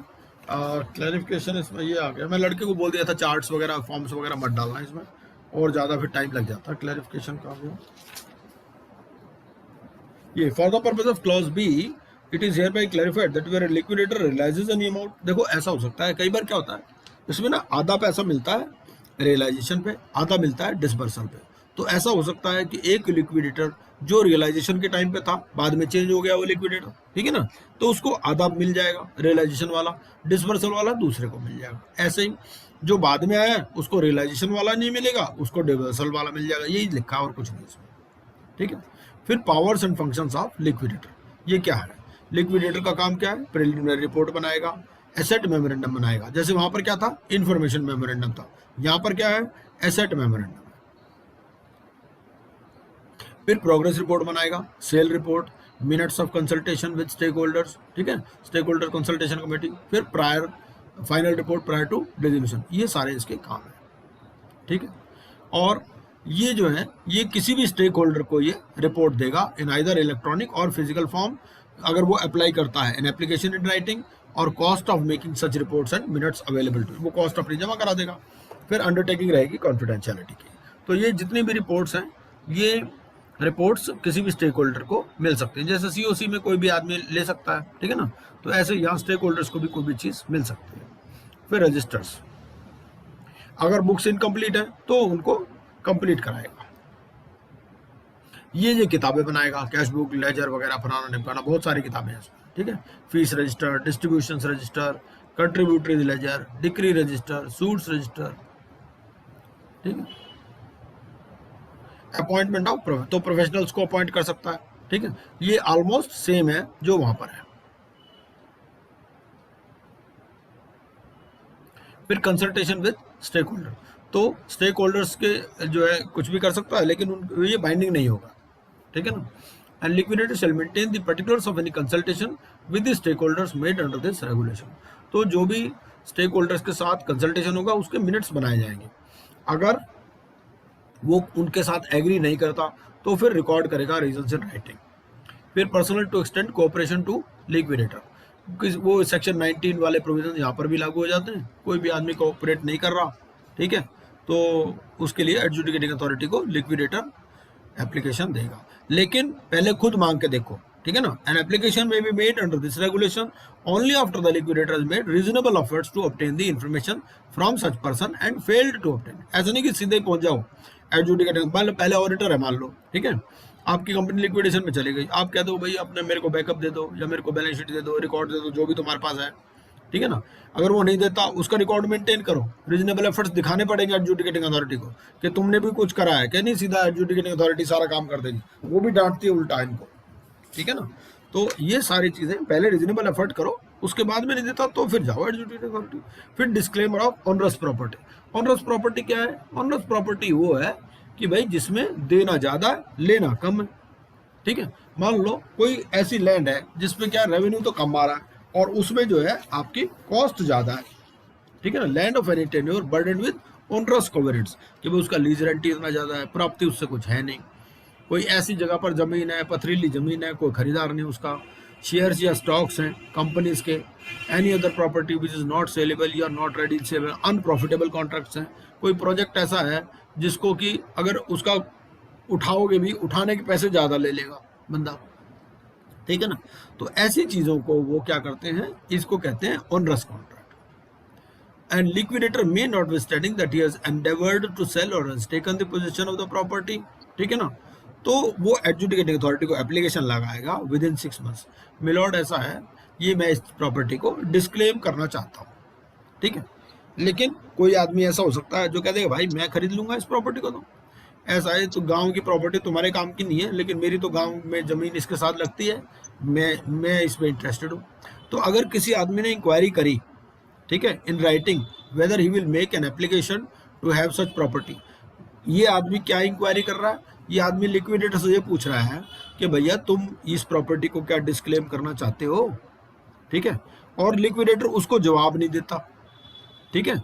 And he did not communicate his intention to do so within 1 month from, और उसके पास कोई इंक्वायरी आई लिक्विडेटर के पास कि भैया मुझे पता चला है तुम ये इसको डिस्क्लेम करना चाहते हो, और वो उसका 1 महीने तक कोई जवाब नहीं देता, तो उस केस में ये एप्लीकेशन नहीं लगा सकता एडजुडिकेटिंग अथॉरिटी को लिक्विडेटर, ठीक है। अदरवाइज चाहे पहले उसने कोशिश भी कर ली हो पोजीशन लेने की, ये सब करने की, उसके बाद भी within 6 months from the liquidation commencement date application लगा सकता है एडजुडिकेटिंग अथॉरिटी को। किस केस में एप्लीकेशन नहीं लगा सकता वो मैंने बता दिया, ठीक है। और liquidator shall serve notice to persons interested in the onerous property, तो जो लोग उस ओनरस प्रॉपर्टी को खरीदने में इंटरेस्टेड हैं या कॉन्ट्रैक्ट में इंटरेस्टेड हैं, तो at least 7 days before making an application for disclaimer to the yes second point, there may be certain parties who may be interested in such onerous properties or contracts. Suppose there is some land in the village, है ना, the liquidator may not be interested because he might find that it will not be profitable to sell it, and then because expenses might be more. So if someone has made an inquiry that whether the liquidator is going to make an application to the adjudicating authority and liquidator does not communicate his intention to do so within 1 month to the person who has made such inquiry, then application cannot be made to the adjudicating authority. This is what is intended. I hope it is clear. Yes, sir. And liquidator shall serve a notice to persons interested in the owner's property or contract at least 7 days before making an application for disclaimer to the adjudicating authority. Or a person interested कौन है? If he is entitled to the benefit or subject to the contract, he may be lessee of that land, claims an interest in a disclaimed property or is under liability not discharged in respect of a disclaimed property. ठीक है, subject to the order of the adjudicating authority approving such disclaimer, the disclaimer shall operate to determine from the date. तो इसमें क्या होगा कि अगर आपने disclaim भी कर दी, ठीक है, तो सीडी के राइट खत्म हो जाएंगे, लायबिलिटी खत्म नहीं होगी. ठीक है, मैंने इसको ब्रैकेट में लिख दिया कि rights of the corporate debtor regarding such disclaimed property, regarding such onerous property shall extinguish, but the liabilities will not extinguish. ठीक है, तो it will but shall not, except so far as is necessary for the purpose of releasing the corporate debtor and the property affect the rights. Yeah. अगर sir liability liability. तो फिर disclaim करने का फायदा ही क्या है? डिस्क्लेम तो इसीलिए कर रहे हैं कि भाई लायबिलिटी भी ना रहे और उसके साथ राइट के साथ लायबिलिटी भी चली जाए. नहीं, इसमें ऐसा ना जी, कई बार क्या होता है, मान लो कोई लीज एग्रीमेंट है. अब लीज एग्रीमेंट में मान लो उसकी कोई लायबिलिटी है, उसने कुछ देना है. इसका मतलब ये है, कई बार पता क्या होता है, कई बार ये होता है कि मान लो 5 साल से उस प्रॉपर्टी का लीज रेंट ही नहीं दिया, है नहीं. अब ऐसी प्रॉपर्टी में कौन खरीदार इंटरेस्टेड होगा, है कि नहीं. तो वो सोचता है उसको डिस्क्लेम कर दो, तो जो उसकी लायबिलिटी है वो तो देनी पड़ेगी ना उसमें. उसका पर्पस वही है मेरे से. फिर भी हाँ डिस्क्लेम भी कर देंगे तो लायबिलिटी तो रहेगी. और यस, नहीं वो एसेट तो इसीलिए ना, एसेट बेकार है. मान लो वो एक प्रोजेक्ट है, अब प्रोजेक्ट वो उसमें 10 साल हो गए, जंग लगा पड़ा है, कबाड़ी भी उसको तोड़ने के ज्यादा पैसे ले रहा, और वो इसलिए बेकार हुई ना सर कि वो लायबिलिटी है उसके ऊपर. अगर लायबिलिटी ना होती तो एसेट ठीक रहती. हाँ ठीक है. नहीं, कई बार क्या होता है, मान लो एक भाई ऐसा है, जैसे एक प्रॉपर्टी है, अब प्रॉपर्टी के ऊपर कोई प्रोजेक्ट खड़ा हुआ है, और वो प्रोजेक्ट तोड़ने के ज्यादा पैसे ले रहा है वो, ठीक है ना, और उसको एज ए लैंड वो बेचना चाह रहा है लिक्विडेटर. तो उस केस में क्या होता है, उस प्रॉपर्टी को डिस्क्लेम कर देगा. मतलब ऐसा ना भाई, लैंड अलग से बुक्स में शो हो रही होगी, जो प्रॉपर्टी प्लांट इक्विपमेंट है वो अलग से शो हो रहा होगा, तो प्रॉपर्टी प्लांट को डिस्क्लेम कर देगा. ये मतलब है. इस तरह से हम कुछ अपने आइडिया लगा सकते हैं बैलेंस शीट के, भाई क्या हो सकती है इनमें प्रोपोजिशन, क्योंकि लॉ में तो इतना लिखा. जी आगे की लायबिलिटी करनी होगी. यस, हाँ बिल्कुल. A person affected by the मेरे को बचा लिया करो, कभी कभी मैं अटक जाऊं तो. A person affected by the disclaimer under this regulation shall be deemed to be a creditor of the corporate debtor for the amount of the compensation or damages payable in respect of such effect and may accordingly be payable as a debt in liquidation. ठीक है. अब इसमें अगर कोई इस disclaimer से affected है party, ठीक है ना, वो क्रेडिटर बन जाएगा कॉर्पोरेट डेटर का for the amount of compensation और damages payable in respect of such effect, और उसको देना पड़ेगा as a debt in liquidation 53(1)(f) में. ठीक है. फिर एक्सटॉर्शनेट क्या है? एक्सटॉर्शनेट जैसे हमने पहले भी पढ़ा था, ये उसमें भी था, सीआईआरपी में भी. दोनों ऑपरेशनल भी हो सकता है, फाइनेंशियल भी हो सकता है. एक्सॉर्बिटेंट पेमेंट्स है या अनकॉन्शनेबल है under the principles of law. ठीक है. फिर पब्लिक अनाउंसमेंट यहाँ पर फॉर्म बी में है, वहां पर क्या थी, सीआईआरपी, वहां फॉर्म ए में थी. ये ध्यान रखना है ये चीजें आपको मिला मिला के पढ़ लेनी है।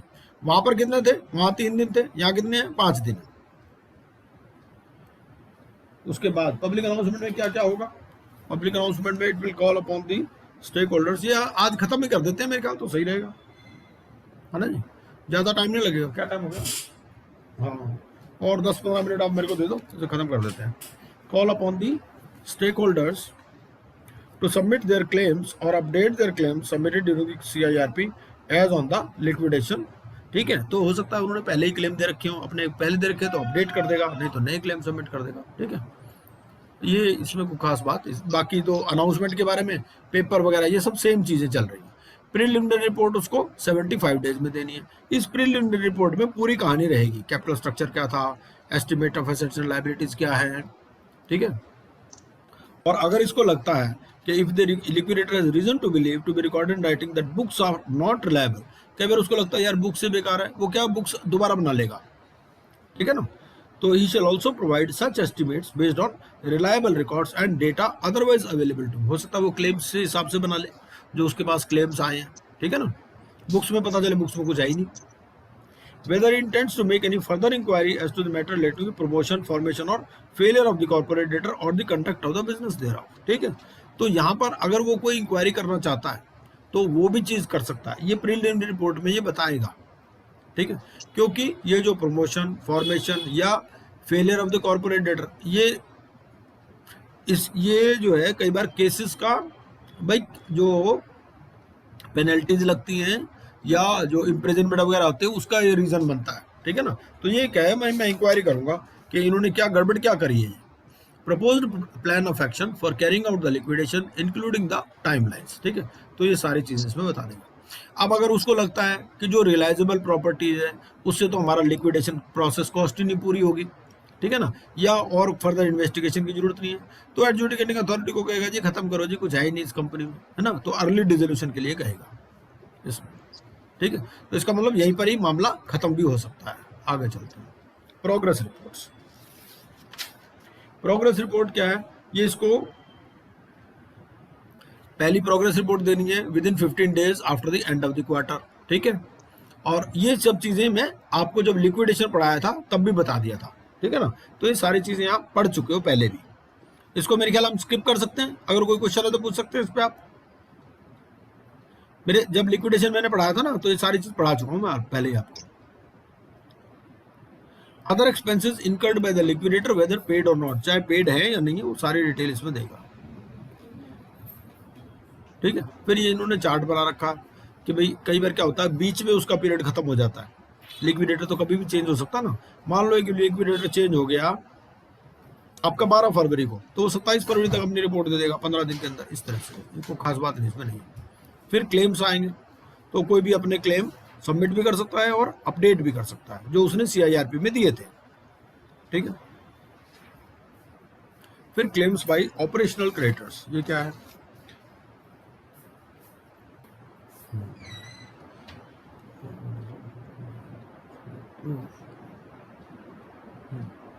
ये सारी चीजें वही है कि क्या क्या प्रूफ ऑफ डेट है बेसिकली, ये सब चीजें CIRP में एज इट इज उठा रखे हैं सारी की सारी।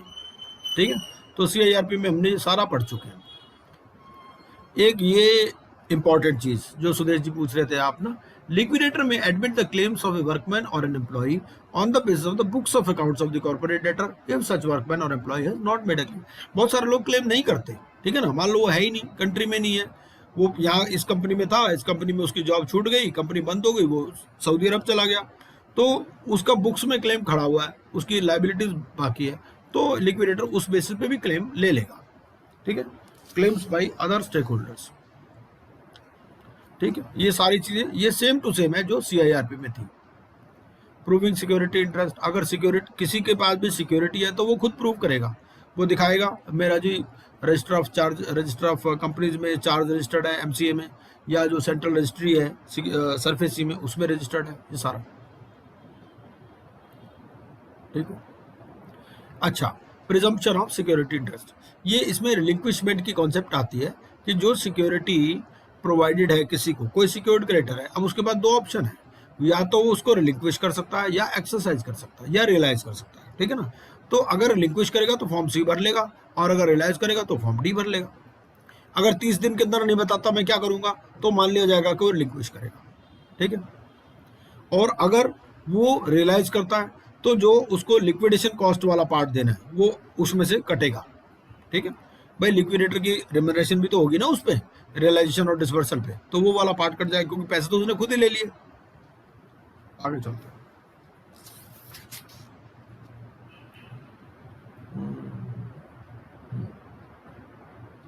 The excess of the realized value of the asset which is subject to security interest over the amount of claim repeated, ठीक है ना।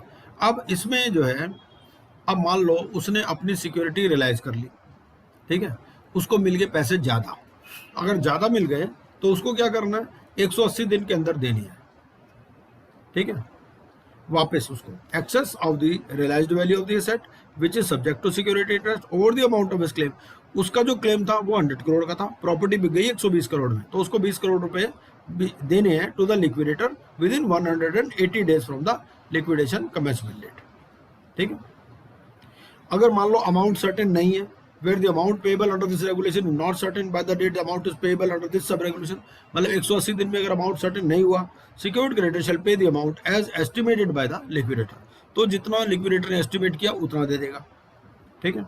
और बाद में अगर जो डिफरेंस है it shall be made good bye the secured creditor, ठीक है। मान लो लिक्विडेटर ने 118 एस्टिमेट किया था, बाद में 120 में बिकी, तो 2 बाद में दे देगा, ये, ठीक है। और अगर वो ये सब नहीं करता है, पैसे नहीं देता, ठीक है, तो ये क्या होगा, ये लिक्विडेशन एस्टेट का पार्ट बन जाएगा, ठीक है। Where secured creditor fails to comply with sub regulation 2 of the asset which is subject to security interest shall become part of the liquidation estate. Normally जो secured assets होते हैं वो liquidation estate का part नहीं बनते, ठीक है। लेकिन अब वो क्या कर रहा है कि वो पैसे भी नहीं दे रहा, ठीक है ना, तो पैसे नहीं दे रहा तो वो liquidation estate का part बन जाएगा वो asset। Production of bills of exchange ये हो सकता है, इसमें कोई खास बात नहीं, ये सारे ये वहीं से ही आ रहे हैं, कोई खास इसमें बात नहीं है। डेट इन फॉरेन करेंसी बिल्कुल सेम। अब आप इनकी वर्डिंग देखो, बिल्कुल जो CIRP में था सेम है, तो CIRP वाला आप ध्यान से पढ़ लो, इसको आप आराम से समझ में आ जाएगा। पीरियोडिकल पेमेंट्स में क्या होता है, मान लो कोई पेमेंट बाद में अभी 5 साल तक चलनी थी, ठीक है, अब लिक्विडेशन तो आज हो रहा है, तो आज की डेट में आप करोगे ना, तो जैसे कंपाउंड इंटरेस्ट वाला फार्मूला होता था, तो वो यही है x divided by 1 + r raise to the power n, ठीक है। तो n जो है वो क्या है, ये क्लोजिंग यील्ड है, rate of government securities of the maturity of n on the date of distribution as published by Reserve Bank of India। और n क्या है, n is the period, ठीक है, जिसमें वो ड्यू होनी, मान लो 5 साल बाद ड्यू होनी, तो n5 हो जाएगा इस तरह से। फिर म्यूचुअल क्रेडिट और सेट ऑफ भी अलाउड है, 100 देने हैं, 70 लेने हैं, 30, ठीक है।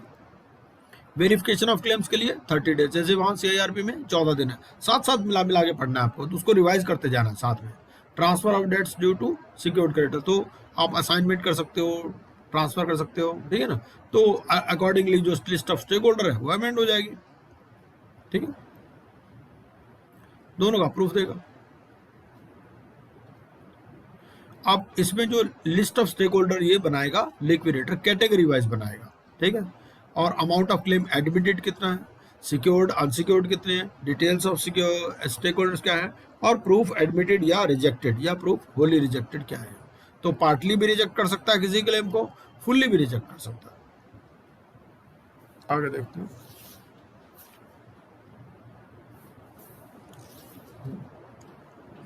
The liquidator shall file the list of stakeholders with the adjudicating authority within 45 days।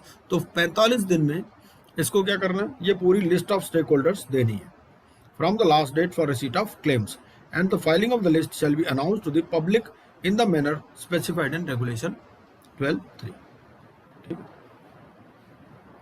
और लिस्ट में कभी भी अमेंडमेंट हो सकती है, ठीक है ना, वो मॉडिफिकेशन के लिए कह सकता है, भाई कोई नया आ गया क्लेमेंट तो उसमें दे देगा। It will be available for inspection वगैरह। फिर स्टेक होल्डर्स कंसल्टेशन कमेटी बनेगी, ये मैं पहले बता चुका हूँ आपको, विद इन 60 डेज, जैसे वहाँ पर COC बनती है विद इन 30 डेज, ये मैं पहले आपको सारा बता दिया था कैसे कैसे इसमें बनती है, ठीक है। कोई इंपॉर्टेंट चीज़ है, सेल ऑफ एसेट्स ये 3 तरीके से हो सकती है। स्टैंड अलोन, सबसे पहले तो क्या है कि ये बिकेगी corporate debtor as a going concern या business of the corporate debtor as a going concern. जैसे हमने पहले पढ़ा भाई ई या एफ के हिसाब से पहले चल लो आप। सबसे पहले तो ये देखो 230 में कॉम्प्रोमाइज की स्कीम ला सकते हो तो फर्स्ट 90 डेज में वो ले आओ।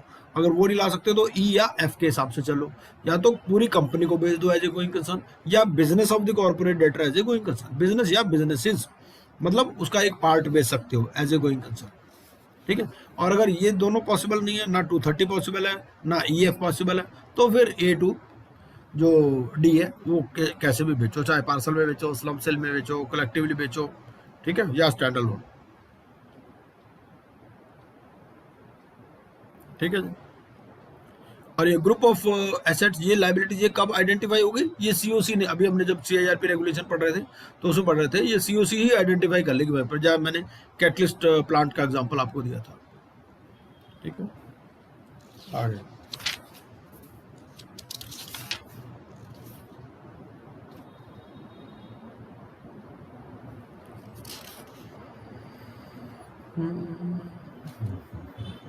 where the committee of creditors has not identified the assets and liabilities, अगर वहां पर उन्होंने आइडेंटिफाई नहीं किए तो लिक्विडेटर आइडेंटिफाई कर लेगा as a going concern in consultation with the consultation committee, ठीक है ना, ये चीज। अब आगे mode of sale. Mode of sale में क्या है कि प्राइवेट सेल नॉर्मली नहीं कर सकते, तो वो कहता है कि liquidator shall not sell the assets without prior permission of the adjudicating authority by way of private sale। इसका मतलब प्रायर परमिशन से आप कर सकते हो, ठीक है ना। और किन किन चीज़ों में आप नहीं कर सकते? रिलेटेड पार्टी को नहीं दे सकते, अपनी रिलेटेड पार्टी को नहीं दे सकते, एनी प्रोफेशनल जो लिक्विडेटर ने अपॉइंट किया उसको सेल नहीं कर सकता, ठीक है ना। या उसको लगता है कि बायर्स आपस में मिले हुए हैं, कई बार कार्टेल बना लेते हैं बायर्स में, ठीक है ना, कि भाई बोली ज़्यादा ना जाए क्योंकि ऑक्शन के थ्रू होना है, ठीक है ना, ऑक्शन है ना इसमें। तो नॉर्मली तो क्या है कि इसको ऑक्शन करना और ई ऑक्शन के थ्रू होता है ये। लेकिन एसेट्स अगर पेरिशेबल है या लाइकली टू डिटीरियोरेट है तो उस केस में आप दे सकते हो। फिर एसेट मेमोरेंडम बनाओगे आप, जैसे वहाँ इंफॉर्मेशन मेमोरेंडम, ये एसेट मेमोरेंडम। एसेट मेमोरेंडम में क्या है कि भाई जो भी वैल्यू ऑफ एसेट्स है, ठीक है, इंटेंडेड मैनर ऑफ सेल क्या होगा, मोड ऑफ सेल क्या होगा, एक्सपेक्टेड अमाउंट ऑफ रिलेशन, ये सारी चीज़ें एसेट मेमोरेंडम में आएंगी, ठीक है। फिर वैल्यूएशन ऑफ एसेट्स, अगर आपने वैल्यूएशन पहले करा रखा, ठीक है ना, आप पहले वाले वैल्यूएशन पे भी चल सकते हो जो आपने CIRP में कराया था, ठीक है, या फास्ट ट्रैक में कराया था। अगर आप चाहो तो अब दोबारा भी करा सकते हो, ठीक है।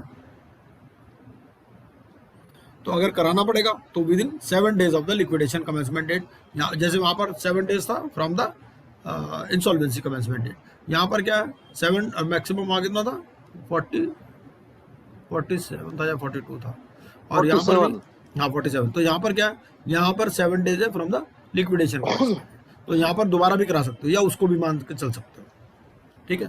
और रजिस्टर्ड वैल्यूअर में कौन कौन नहीं हो सकते, ये वहाँ पर भी है सेम। अब यहाँ पर जो एवरेज ऑफ 2 है, ठीक है ना, तो यहाँ पर भी एवरेज ऑफ 2 की बात करता है, वहाँ यहाँ 3 की बात नहीं करता। देखो वहाँ पर CIRP में क्या करा है कि दोनों में अगर डिफरेंस है तो तीसरा भी अपॉइंट करेगा, यहाँ तीसरे की बात नहीं करता, ये कहता है एवरेज ऑफ 2 एस्टिमेट्स ले लो, ठीक है। इस पॉइंट को चेक कर लेना, ऐसा ही लगता है मुझे। एसेट सेल रिपोर्ट, तो अगर एसेट सेल हो गया तो ये एसेट सेल रिपोर्ट बनाएगा। फिर रियलाइजेशन ऑफ सिक्योरिटी, अब इसमें क्या होगा, सिक्योर्ड क्रेडिटर जो रियलाइज करना चाहता है वो लिक्विडेटर को बताएगा भाई मैं रियलाइज करना चाहता हूँ। लिक्विडेटर फिर सिक्योर्ड क्रेडिटर को बताएगा विद इन 21 days कि भैया मेरे पास एक बायर है, तुम्हारे से बढ़िया बायर है, तुम कह रहे हो मैं 100 करोड़ में बेचूंगा, मेरे पास 120 का बायर है, ठीक है। If a person is willing to buy the secured asset before the expiry of 30 days from the date of intimation, ठीक है। लेकिन ऐसा नहीं कि बायर बता करके फिर ये बैठ जाए, इसको भी क्या है कि 30 दिन के अंदर वो डील कंक्लूड भी होनी चाहिए, ठीक है। Where the liquidator informs the secured creditor of a person willing to buy, the secured creditor shall sell the asset to such person, ठीक है। और अगर लिक्विडेटर इन्फॉर्म नहीं करता सिक्योर्ड क्रेडिटर को, ठीक है, या जो पर्सन है he does not bye the secured asset, तो सिक्योर्ड क्रेडिटर फिर बेच सकता है उसको, ठीक है, in the manner redeems it but at least at the price intimated under sub regulation 1। तो जितना उसने बताया था, सिक्योर्ड क्रेडिटर ने बताया कि मेरे पास तो ये सिक्योरिटी है, मैं इसको 100 करोड़ में बेच दूंगा। अब 100 की मान लो बाद में वो 95 में बिकी, उसके 100 ही कट जाएंगे उसकी लाइबिलिटी में से, ठीक है। आगे ये 37 का 5। अब यहाँ कहता है when the secured asset is realized under sub regulation 3 the secured creditor shall bear the cost of identification of the buyer, ठीक है। लिक्विडेटर शेल, ठीक है। तो अगर लिक्विडेटर ने बेचा तो लिक्विडेटर बियर करेगा नेचुरली, और अगर जो सिक्योर्ड क्रेडिटर ने आइडेंटिफाई किया तो वो करेगा, इसको खास बात नहीं है। Assignment of not readily realisable assets, ये क्या चीज है? वो ये कहता है कि लिक्विडेटर में असाइन और transfer not readily assignable asset through a transparent process. कोई चीज ऐसी हो सकती है जो बिके ही ना, ठीक है ना, तो उनको असाइन कर सकता है या ट्रांसफर कर सकता है, ठीक है। जो कई बार क्या होता है कि ऐसा भी हो सकता है कि वो बाद में अच्छे प्राइस पे बिक जाए, ठीक है ना। Not readily realisable asset means any asset included in the liquidation asset which could not be sold through available options and includes contingent और डिस्प्यूटेड एसेट्स एंड लायबिलिटीज। तो ये सारी चीजें इसमें आ सकती हैं, तो उनको असाइनमेंट कर देगा या ट्रांसफर कर देगा, ठीक है, जो नहीं बिक सकते। उसके बाद डिस्ट्रीब्यूशन, ठीक है, और जो नहीं बिके उनको आप इन काइंड भी डिस्ट्रीब्यूट कर सकते हो, ठीक है। And applicant seeking the permission of the liquidator may with the permission of the distribute among the stakeholders an asset that could not be sold due to its peculiar nature or other peculiar circumstances। और application में क्या होगा, उस asset का नाम बताएगा, value बताएगा, details, मैंने एफर्ट किए जी नहीं बिका, ये सब चीजें, ठीक है। फिर recovery, liquidator to realise uncalled capital और अनपेड कैपिटल डिस्ट्रीब्यूशन। अब इसमें क्या है, कई बार क्या होता है कि कोई अनकॉल्ड कैपिटल है, ठीक है ना, आपका 10 रुपए का शेयर था, आपने 5 रुपए मंगा रखे हैं, लेकिन ऐसा भी हो सकता है कि आपने उस 5 रुपए पर कोई इनकम्बरेंस क्रिएट कर रखा, कोई चार्ज क्रिएट कर रखा। ये 40 सब रेगुलेशन 2 उसी की बात करता है। वो कहता है कि अगर कोई चार्ज या इनकम्बरेंस क्रिएटेड है ऑन द अनकॉल्ड कैपिटल, ठीक है ना, तो भी लिक्विडेटर उस पैसे को मंगा सकता है, लेकिन उस पैसे को होल्ड करेगा, but shall hold all money so realized subject to the rights if any of the holder of any such charge or encumbrance, ठीक है।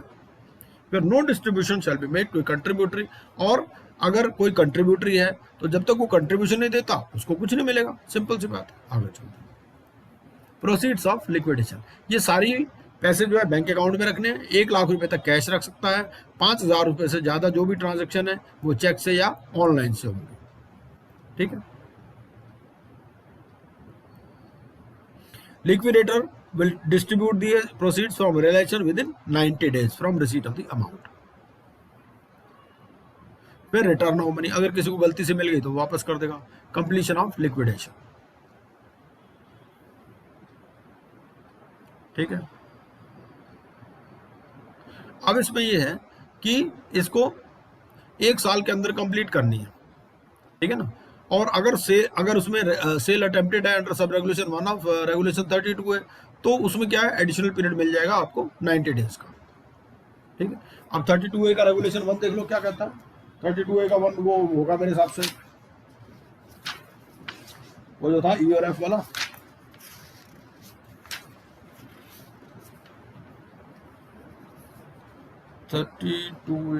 अच्छा हाँ वही ERF वाला है कि मतलब या तो पूरी कंपनी को भेज दो एज ए गोइंग कंसर्न, या फिर बिजनेस या बिजनेसेस को भेज दो, तो उसमें 90 डेज का पीरियड अलग से मिल जाएगा, ठीक। तो वो क्यों कंप्लीट नहीं हुआ और एडिशनल टाइम कितना चाहिए ये बता देगा। उसके बाद में फिर फाइनल रिपोर्ट लगा देगा डिसोल्यूशन के बारे में। फिर कॉर्पोरेट लिक्विडेशन अकाउंट, जो अनक्लेम्ड अमाउंट है वो ये कॉर्पोरेट लिक्विडेशन अकाउंट में चला जाएगा, ये बोर्ड मेंटेन करता है, ठीक है ना। और इसमें क्या होगा, जो भी अनक्लेम्ड है ये करना पड़ेगा आपको within 15 days of the date of such commencement along with any income earned thereon till the date of deposit, ठीक है। मतलब 15 दिन किससे पहले, जो अप्लाई कर रहा है ये भाई, लिक्विडेशन जब कंप्लीट हो गया तो एडजुडिकेटिंग अथॉरिटी को अप्लाई कर रहा है ना, उसके 15 दिन पहले ये पैसा वहां पर ट्रांसफर कर देगा कॉर्पोरेट लिक्विडेशन अकाउंट में, ठीक है। इंटरेस्ट देना पड़ेगा 12% का अगर लेट डिपॉजिट है तो। A liquidator shall submit to the authority with the corporate debtor is registered and the board, दोनों को, एमसी को भी बताएगा, बोर्ड को भी बताएगा, ठीक है, कि मैंने ये डिपॉजिट करा दिया है कॉर्पोरेट लिक्विडेशन अकाउंट में। ठीक है जी, ये है। और जो स्टेक होल्डर है वो फॉर्म जे में वहां से क्लेम कर सकता है। फिर ये मॉडल टाइमलाइंस है, टाइमलाइन आपके ये अपना वो इसने 365 दिन पूरे कर दिए होंगे। ठीक है ना, तो ये आप देख सकते हो, इसमें कोई खास बात नहीं है। और जो लॉकडाउन वाला पीरियड है ये इसमें एक्सक्लूडेड हो जाएगा। बस इतना ही है। राम राम जी सबको, कोई क्वेश्चन है तो पूछ सकते हैं। कि लिक्विडेशन